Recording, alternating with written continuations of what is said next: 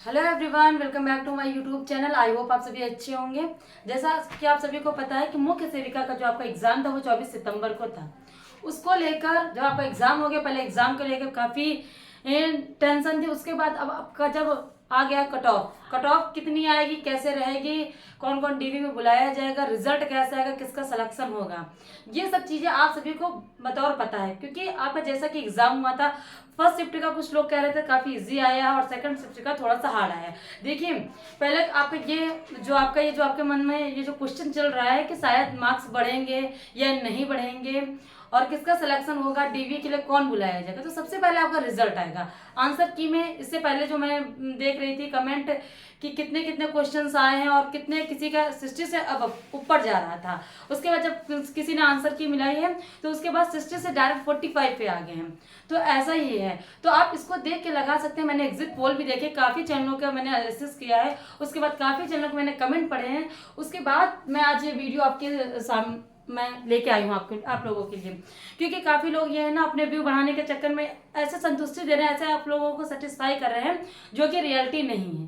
क्योंकि मेरा ये है ना कि अभी आप इसी के चक्कर में आप पढ़ रहे हैं कि शायद मेरा सिलेक्शन हो जाएगा और आप जो पेट आपका एग्जाम होने वाला है और अदर एग्जाम है तो आप उन पर ध्यान नहीं दे पा रहे हैं। तो आपको सही सही जानकारी आज मैं इस वीडियो में आपको बताऊंगी जो कि रियलिटी है।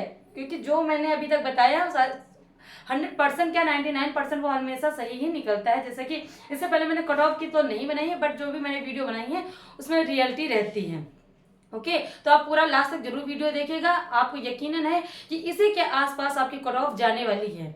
स्टार्ट करते हैं आपका कि जनरल। पहले मैं आपको बताऊंगी, पहले आपका रिजल्ट आएगा, ज़्यादा लेट नहीं होगा। अगर आयोग अपने भर्ती जल्दी कराना चाहेगा तो आपका रिजल्ट भी काफ़ी जल्दी ही आ जाएगा। जैसे कि आंसर की इतनी जल्दी आ गई है तो आपका रिजल्ट भी आ जाएगा।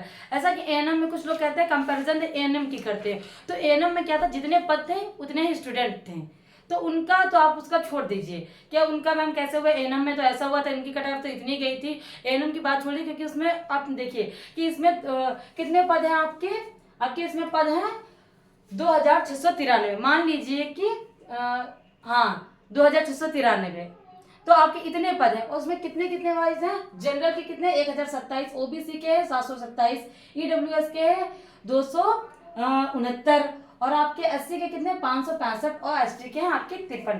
तो आप इसमें अंदाजा लगा सकते हैं कि जिसका इससे ऊपर ही होगा मार्क्स, जैसे कि जनरल का 55, अगर आपका 55 है तो आप निश्चिंत हो जाइए, आप डीवी के लिए तो जरूर बुला जाएंगे। मैं डीवी के पहले बात कर रही हूँ, मैं सिलेक्शन के लिए मैं बात नहीं कर रही हूँ, मैं डीवी के लिए बता रही हूँ। क्योंकि डीवी उनको कितना चाहिए होता, 3 गुना। क्योंकि इससे पहले जो मैंने एनालिसिस किया उसमें 3 गुना ही बुलाया गया था। क्योंकि इसमें पद कम है तो इसका 3 गुना आप कर लीजिए, तो 9000 के आसपास आपके जो बच्चे हैं, जो मुख्य सेविका है, उनको बुलाना जाना चाहिए। उसके बाद आपका आता है सिलेक्शन के लिए। तो मैं सिलेक्शन के लिए और ऑब्जेक्शन वाले क्वेश्चन में आपको बाद में बताऊंगी।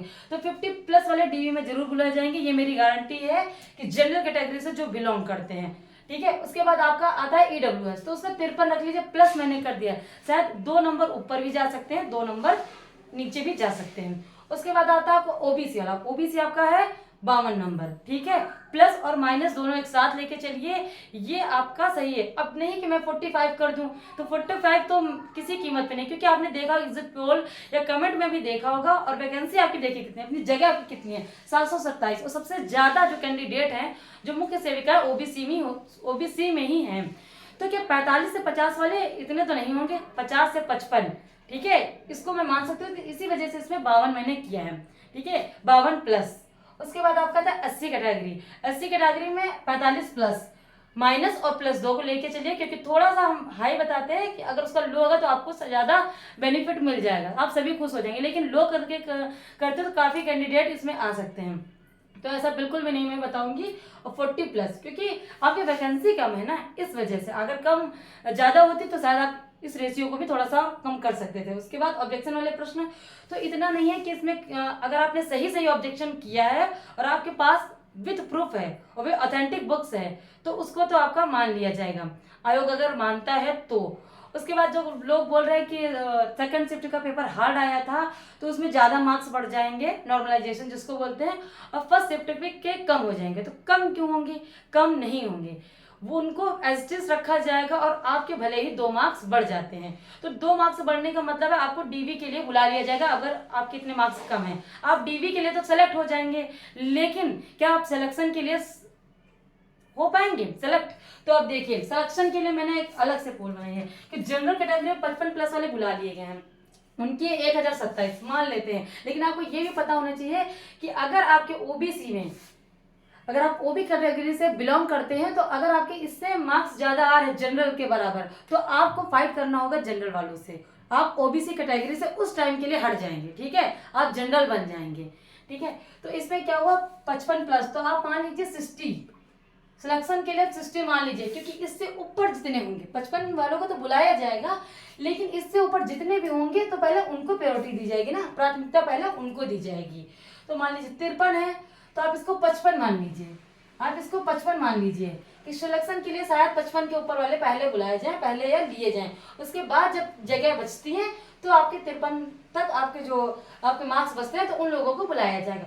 उसके बाद आपका आता है 52 नंबर, ओबीसी कैटेगरी, ये ईडब्ल्यूएस, ये ओबीसी। ओबीसी में भी आप मान लीजिए कि 55, मैं आपको बताऊंगी क्योंकि इसमें काफी डिफरेंस नहीं है।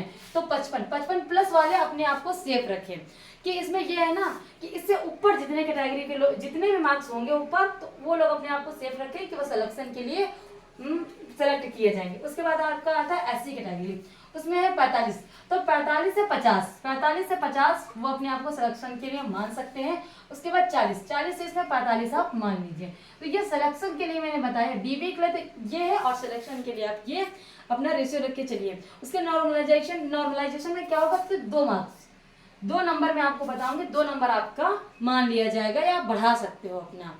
सेकंड, जैसे सेकंड शिफ्ट में आपने बताया था और आपने आपत्ति दर्ज कराई है, वो सही आयोग ने माना और उसको अच्छे से ध्यान दिया। ऐसा तो वो नहीं कह सकते कि आप अच्छे से सब तैयार करके आए होंगे, लेकिन ये होता है, मैंने नॉर्मलाइजेशन में देखा, अगर डेज चेंज होते हैं, एक ही दिन का नहीं होता कि फर्स्ट शिफ्ट और सेकंड शिफ्ट, ये होता है कि दिनों का अंतर होता है, तो वो नॉर्मलाइजेशन में मार्क्स बढ़ाए जाते हैं।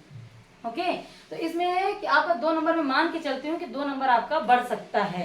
लेकिन कोई कह रहा है कट जाएगा, तो ऐसा बिल्कुल भी नहीं है। आपने इससे पहले भी एग्जाम में आप सर्च करके गूगल पे आप देख सकते हैं कि ऐसा क्या है, इसका क्या प्रोसेस होता है। तो आई होप आपको ये वीडियो अच्छी लगी है, और ये ऑथेंटिक वीडियो है एकदम, डाटा मैंने वो काफ़ी सर्वे किया था और काफ़ी कमेंट देखे, ऐसा नहीं कि अपने चैनल पे, ठीक है, मैंने देखा कि ये यूट्यूब चैनल पे काफ़ी ज़्यादा हलचल मची हुई है कि इसको लेके, तो लोग, कुछ लोग परेशान हैं, कुछ लोगों को काफ़ी खुशी है। तो ऐसा कुछ नहीं है, कमेंट अपने ही यूट्यूब चैनल से नहीं, सारे चैनल्स हैं, मैंने काफ़ी वीडियो को काफ़ी देखा है। तो आप इसको देख के अपना डीवी के लिए अपने जो सर्टिफिकेट है उनको कर सकते हैं, कलेक्ट कर सकते हैं। उसके बाद से अगर आपके पास कोई भी फॉर्म या कोई भी आपके पास प्रमाण पत्र नहीं है, तो उसको अच्छे से अपना सही करवा के अपना रख लीजिए। Thank you for watching my video. अगर आपको वीडियो अच्छी लगे तो प्लीज चैनल को सब्सक्राइब कर लाइक का बटन जरूर दबाइएगा।